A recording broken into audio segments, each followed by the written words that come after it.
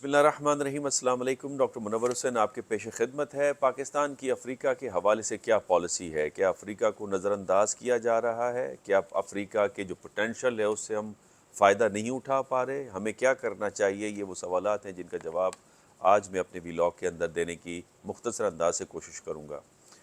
افریقہ دنیا میں دوسرا بڑا بر اعظم ہے ان ٹرمز آف جغرافی and in terms of population, اور افریقہ کے اگر آپ آبادی کو دیکھیں تو یہ دنیا کی سب سے جوان ترین آبادی ہے۔ اگر ایوریج ایج دیکھیں تو وہ تقریباً 19 سال بنتی ہے، اور آپ اگر اس کو کمپیئر کریں ایشیا کے ساتھ یا ساؤتھ امریکہ کے ساتھ تو ہماری ایوریج ایج بنتی ہے 31 سال، اور یورپ اور نارتھ امریکہ تو اس سے بھی زیادہ عمر کے لوگ ہیں۔ تو لہٰذا جو فیوچر ہے وہ افریقہ کا ہے، اور جس تیزی سے افریقہ کی آبادی بڑھ رہی ہے تقریباً اس وقت یہ دنیا کا 28% ہے۔ 1 ارب دنیا کی آبادی میں افریقنس ہیں، لیکن یونائٹڈ نیشنز کے اندر ان کی جو نمائندگی ہے وہ تقریباً ناپید ہے۔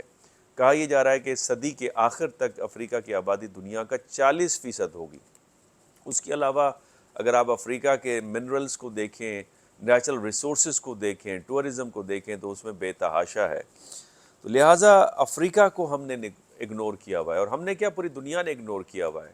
اس لیے یونائٹڈ نیشن کے جو جنرل سیکرٹری ہیں اینتھونیو گیٹرس، انہوں نے کہا تھا کہ افریقہ کی نمائندگی جو ہے وہ گم شدہ ہے دنیا کے گورننس کے اسٹرکچر کے اندر، جہاں پہ سیکیورٹی کونسل سے لے کر فائنینشیل انسٹیٹیوشنز کے اندر، تو لہٰذا ان کی نمائندگی نہیں دی جاتی۔ حالانکہ اگر آپ افریقہ کو دیکھیں تو دنیا میں جو جتنے بھی مسائل ہیں ان مسائل کے بیشتر جو اس کی جو حصہ ہے وہ افریقہ کے اندر ہے، چاہے وہ اندرونی خانہ جنگی سے متعلق ہو، چاہے جھگڑوں اور کانفلکٹ سے متعلق ہو، چاہے سرحدوں کی تقسیم اور پولرائزیشن کے حوالے سے ہو، اور چاہے وہاں پہ جو دوائیوں کے تجربات کیے جاتے ہیں۔ تو دنیا کے مسائل جو ہیں وہ زیادہ تر افریقہ کے اندر ہیں، لیکن دنیا افریقہ کا ساتھ دینے کو تیار نہیں ہے۔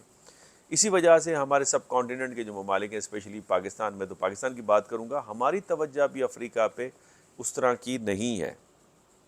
اور حالانکہ پاکستان نے ایک افریقہ انگیج پالیسی بنائی ہوئی تھی، جس کے تحت ہم نے نئے سفارتی مشن بھی افریقہ کے اندر شروع کیے، جس کے اندر آپ دیکھیں روانڈا ہے جو مارچ 2021 کو ہم نے یہ سفارتی مشن وہاں پہ شروع کیا، ایوری کوسٹ ہے جو فیبرری 2022 کو ہم نے شروع کیا، یوگنڈا ہے اپریل 2022 میں ہم نے مشن شروع کیا، اور جپوتی ہے تقریباً مئی 2022 کو۔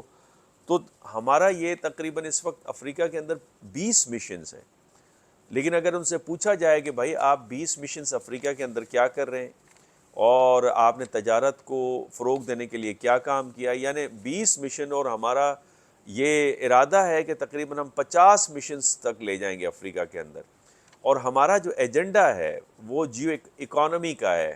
ہم کہتے ہیں کہ ہم اب جیو پالیٹکس سے جیو اکانومی کی طرف جائیں گے، تو تجارت پہ اور کنیکٹیوٹی پہ ہمارا زیادہ زور ہے، اور ہمارے پاس سی پیک کی وجہ سے یہ اپرچونٹی اویلیبل ہے کہ ہم افریقہ کے ساتھ کنیکٹ ہوں اور اپنی گڈس کو افریقہ تک پہنچائیں۔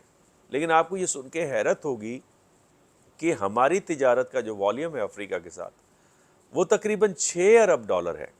اتنا بڑا افریقہ جو 1 ارب آبادی کا مسکن ہے، اور ہماری تجارت کتنی ہے؟ 1 ارب ڈالر۔ ڈپلومیٹک مشنز کتنے ہیں؟ 20۔ کھولنے کا ارادے کتنے ہیں؟ 50۔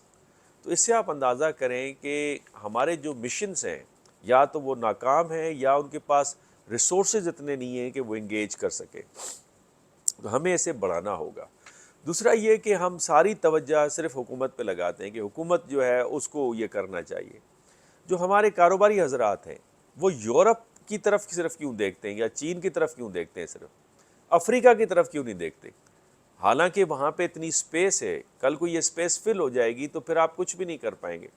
تو ہمارے جو ڈپلومیٹک مشنز ہیں اس کے ساتھ ساتھ جو ہمارے کاروباری لوگ ہیں ان پہ یہ ذمہ داری عائد ہوتی ہے کہ وہ افریقہ کی طرف دیکھیں، افریقہ کے جو نیچرل ریسورسز ہیں اس سے فائدہ اٹھائیں۔ افریقہ میں پاکستانی سیمنٹ، پاکستانی چاول، پاکستانی کپڑا بہت مشہور ہے، اس کی ڈیمانڈ ہے، ہم وہاں تک پہنچ نہیں پا رہے۔ حالانکہ ساؤتھ افریقہ کے اندر پاکستانی ڈیاسپورا رہتا ہے، اسپیشلی کراچی کے لوگ زیادہ تر وہاں پہ رہتے ہیں، تو اس سے ہمیں فائدہ اٹھانا چاہیے۔ دوسری بات یہ کہ ہمارے جو ریسرچ سینٹرز ہیں ان کو چاہیے کہ افریقہ کے اوپر ریسرچ کریں۔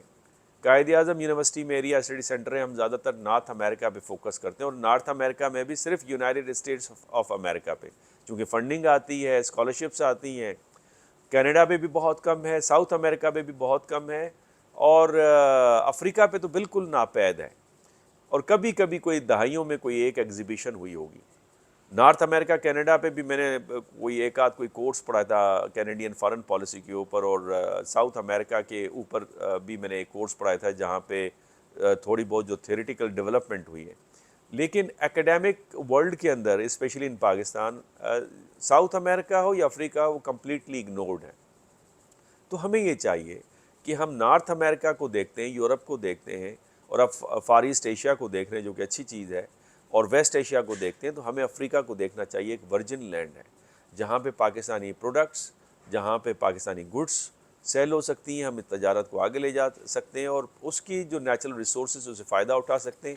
اور پاکستان کے لیے بڑی اپرچونٹی یہ ہے کہ چین وہاں پہ انفراسٹرکچر ڈیولپ کر رہا ہے، ہمارے بہت اچھے اسٹریٹجک ٹائز ہیں چین کے ساتھ، اور پھر جو سی پیک کا ہم حصہ ہیں، آخر کار یہ اس نے افریقہ تک جانا ہے، یورپ تک جانا ہے، تو اس سے ہمیں فائدہ اٹھانا چاہیے۔ آپ کے کمنٹس کا انتظار رہے گا۔ اللہ حافظ۔